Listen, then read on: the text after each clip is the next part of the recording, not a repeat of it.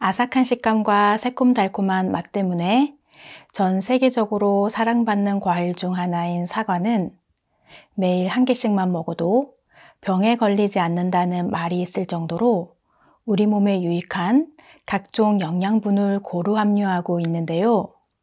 이런 사과를 어떻게 먹느냐에 따라 우리 몸에 약이 될 수도 독이 될 수도 있습니다. 오늘은 사과가 우리 몸에 독이 되는 최악의 궁합 3가지와 약이 되는 최고의 궁합 4가지, 그리고 사과를 드실 때 주의하실 사항까지 자세히 알려드릴 테니 끝까지 시청해 주세요. 아침에 먹는 사과는 금이라고 할 만큼 우리 건강에 유익한 과일인 사과가 우리 몸에 독이 되는 최악의 궁합, 첫 번째는 갈변된 사과입니다. 먹다 남은 사과는 보통 밀폐 용기에 담아 냉장고에 보관하시죠. 사과를 깎은 채로 두면 폴리페놀 성분이 산소와 만나 겉면이 산화되어 갈색으로 변하게 됩니다. 이 갈변된 부분을 먹게 되면 체내에서 활성산소를 생성하는데요. 활성산소는 우리 몸의 세포를 공격해 세포의 기능을 떨어뜨리고 유전적 성질을 변형시켜 손상된 세포가 재생되는 것을 방해합니다. 우리 몸의 활성산소가 증가하면 정상세포가 손상되어 심혈관 질환과 암, 만성질환의 위험에 노출되기 때문에 사과의 갈변된 부분은 잘라버리고 드시는 것이 좋습니다. 사과 외에도 배, 바나나, 복숭아, 감자, 살구, 고구마 등이 갈변되는데요. 갈변 현상을 막기 위해서는 과일을 깎을 때 스테인리스 칼을 사용하고 과일을 깎은 후 설탕물이나 묽은 소금물, 식초물에 담가두면 갈변을 줄일 수 있습니다. 그리고 과일은 드실 만큼만 손질하시고 남은 것은 랩을 씌워서 보관하시면 좋습니다. 사과가 우리 몸에 독이 되는 최악의 궁합, 두 번째는 사과 씨입니다. 사과를 씨까지 드시는 분들은 별로 없지만 통으로 갈아 드시는 경우 씨를 제거하지 않고 같이 갈아 드시는 분들이 계시더라고요. 사과 씨에는 청산가리 성분의 독소가 들어있기 때문에 꼭 제거하고 드시는 것이 좋은데요. 소량의 독성을 함유하고 있어 한두 번 먹는다고 건강에 문제되지는 않지만 지속적으로 드시거나 어린이나 노약자의 경우 두통, 현기증, 불안, 구토와 같은 증상이 생길 수 있고 심각할 경우 혈압과 심장에 무리를 줄 수 있으니 사과를 통으로 드시거나 갈아서 드실 때에도 씨를 완전히 제거하고 드셔야 합니다. 사과와 함께 먹으면 독이 되는 최악의 궁합, 세 번째는 우유입니다. 우유와 요거트 같은 유제품에는 칼슘, 단백질이 풍부하여 뼈를 튼튼하게 하고 근육을 형성, 유지하는 데 좋은 식품입니다. 우유와 사과를 함께 드시면 사과에 부족한 단백질을 우유가 보충해주고 우유에 부족한 비타민 C를 사과에서 보충하니 좋긴 하지만 소화 기능이 약하거나 역류성 식도염 같은 증상이 있는 분들은 두 식품의 섭취에 주의하셔야 합니다. 사과의 신맛을 내는 유기산은 입맛을 돌게 하고 위의 활동을 도와 소화에 도움을 주지만 우유의 단백질과 만나면 덩어리가 만들어져서 소화를 방해하고 오랜 시간 지속되면 만성 소화불량은 물론 대장 건강까지 위협할 수 있습니다. 그러니 두 증상이 있는 분들이 사과를 우유와 함께 드셔야 할 경우에는 저지방 우유나 두유, 요구르트와 함께 드시는 것이 좋습니다. 지금부터는 사과와 함께 먹으면 효능이 배가 되는 최고의 궁합에 대해 알아보겠는데요. 그 전에 구독과 좋아요 꼭 눌러주세요. 매주 2번씩 최신 건강 정보로 찾아뵙겠습니다. 사과와 함께 먹으면 우리 몸에 약이 되는 최고의 궁합, 첫 번째는 당근입니다. 당근은 염증 예방과 세포의 노화 방지, 노폐물 배출은 물론이고 눈 건강에 탁월한 효능이 있는 채소인데요. 생으로 먹는 것보다 익혀서 먹을 때 흡수율이 2배 이상 증가합니다. 사과에는 비타민 C가 풍부하여 면역력을 높이고 감기 예방에 효과적이며 식이섬유가 많아서 장 건강은 물론 변비 예방에도 좋은 식품입니다. 그래서 두 음식을 같이 먹으면 당근의 베타카로틴 성분이 몸속의 독소와 노폐물을 배출하고 사과의 수용성 식이섬유인 팩틴이 변이 장내에서 오래 머무는 것을 방지하고 변의 수분을 유지시켜서 변비를 예방해 줍니다. 변비는 변을 자주 못 봐서 뱃속에 가스가 차고 복부 팽만감을 느끼는 증상에서부터 오래 지속될수록 변이 딱딱해지면서 심한 복통과 장염전증, 장폐색이나 장천공 등이 일어날 수 있는 질병이기 때문에 가볍게 생각하면 안 됩니다. 그래서 독소와 숙변 배출에 도움이 되는 당근 사과 주스 레시피를 준비했습니다. 당근 사과 주스를 만들기 위해서는 사과 2개, 당근 1개, 올리브 오일 1큰술, 꿀 1스푼이 필요합니다. 사과와 당근을 깨끗이 씻어주세요. 사과는 껍질째 갈기 좋은 크기로 자르고 꼭지 부분과 씨를 제거해 주세요. 당근은 갈기 좋은 크기로 잘라 끓는 물에 10분 정도 삶아주세요.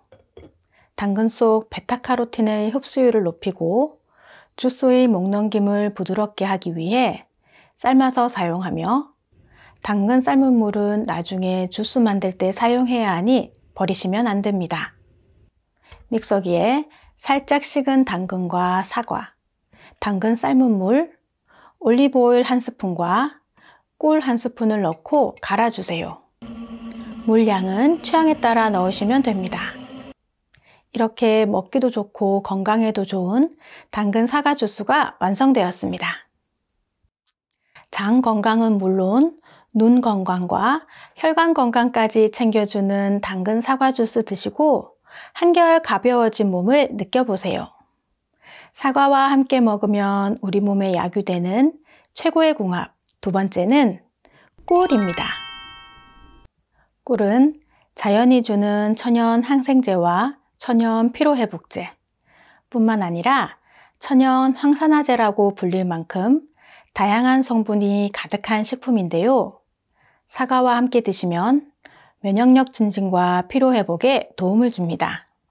사과의 비타민C와 식이섬유가 꿀의 천연 당분과 만나 에너지를 빠르게 공급해 주어 신체의 활력을 높여주고 세균성 감염이나 두통, 설사, 변비는 물론 몸속의 독소 제거까지 도와줍니다. 특히 꿀에 포함된 항균 성분이 사과의 소화 촉진 효과를 만나 위장을 보호하여 편안하게 해주니 아주 좋은 음식 궁합입니다. 사과와 함께 먹으면 우리 몸에 약이 되는 최고의 궁합, 3번째는 땅콩버터입니다. 땅콩버터는 볶은 땅콩에 약간의 오일과 소금, 설탕을 넣고 갈아서 버터처럼 부드럽게 만든 음식으로 단백질, 불포화지방, 마그네슘이 풍부합니다. 그리고 땅콩의 풍부한 단백질은 우리 몸의 근육을 유지하는 데 필수 영양소이고 사과의 껍질에도 근육의 강화에 기여하는 성분이 있어서 이 둘은 근감소증 예방에도 이롭습니다. 특히 사과와 땅콩버터에는 식이섬유가 풍부해서 혈당이 천천히 올라가게 하여 혈당 조절에 도움이 되고 포만감을 주어 체중 조절에도 좋습니다. 그런데 땅콩버터는 지방과 열량이 높기 때문에 건강 효과를 누리기 위해서는 하루 2큰술 정도의 양만 드시는 것이 좋습니다. 사과와 함께 먹으면 우리 몸에 약유되는 최고의 궁합, 4번째는 귀리입니다. 미국 타임지에서 선정한 세계 10대 슈퍼푸드 중 유일한 곡류인 귀리는 단백질과 필수 아미노산, 섬유질이 풍부해 밥에 넣어 먹거나 가공하여 오트밀로도 먹을 수 있는 우리 건강을 이롭게 하는 음식입니다. 사과와 귀리를 같이 드시면 심혈관 건강에 탁월한데요. 사과의 강력한 항산화 성분인 퀘르세틴이 혈관을 깨끗하게 해주고 귀리의 풍부한 베타글루칸은 나쁜 콜레스테롤을 낮추어주기 때문입니다. 또 이 둘을 함께 드시면 혈액순환이 원활해지고 혈압을 안정시켜주어 심장 건강에도 도움을 줍니다. 특히 사과는 혈당 지수가 36으로 낮아 급격한 혈당 상승을 억제하는 데 도움이 되고 섬유질 함량이 높은 귀리는 혈당을 안정적으로 유지하여 당뇨병 환자들에게도 좋은 음식입니다. 그러니 식전에 사과를 드시고 귀리밥으로 식사를 하시면 혈당 관리에 최고의 조합이 됩니다.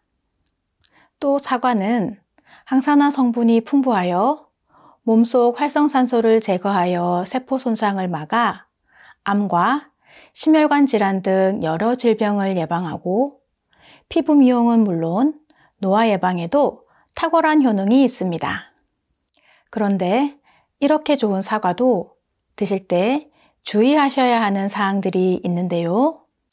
사과는 혈당 지수가 낮은 식품이기는 하지만 식사 후에 드시거나 많이 드시게 되면 혈당이 올라가기 때문에 당뇨가 있는 분들은 섭취에 주의하셔야 합니다. 그리고 사과는 위산 분비를 촉진하여 보통의 경우 소화에 도움을 주지만 위염이 있는 분들은 위산의 분비로 인해 속쓰림을 유발할 수 있습니다. 또 사과의 산 성분은 치아에 손상을 줄 수 있어 사과를 드신 후에는 입을 한번 헹구어주고 30분 후에 양치질을 하시는 것이 치아 손상을 예방할 수 있습니다. 지금부터 눈의 피로를 풀어주고 안구 건조증에 도움이 되는 눈 마사지법 알려드릴게요. 마사지 하시기 전에 손을 깨끗이 씻어주세요. 절대로 손으로 안구를 직접 만지시면 안 되고 눈 주변 부위를 마사지 해주세요. 손바닥 아래 볼록한 부분으로 관자놀이부터 눈 주변을 풀어주세요. 이렇게 꾹꾹 눌러주시면 됩니다. 중지로 관자놀이와 눈꺼풀 주변을 바깥에서 안쪽으로 눌러주면서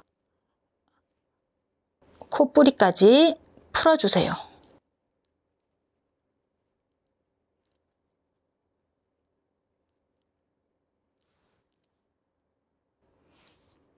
엄지손가락 아래 볼록한 부분을 이용하여 눈꼬리 위쪽에 부드러운 살 있는 쪽을 풀어주세요.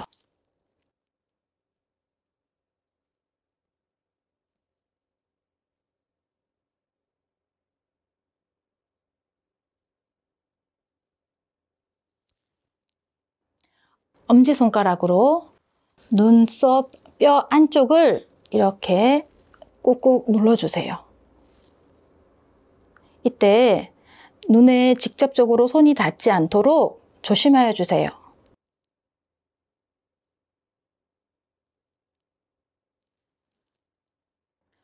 검지로 콧대 양옆을 둥글게 풀어주세요.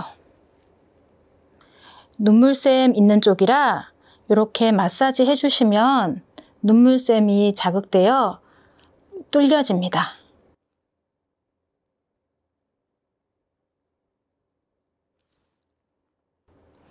검지로 코 옆에 여기서 따라서 이렇게 쭉쭉 눌러주세요.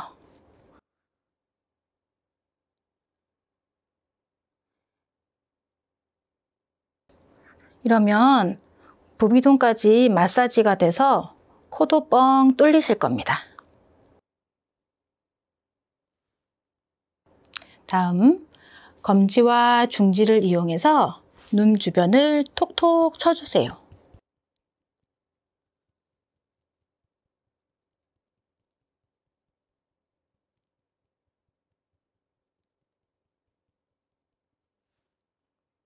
마지막으로 손을 비벼 열을 내서 눈이 따뜻하게 감싸주세요.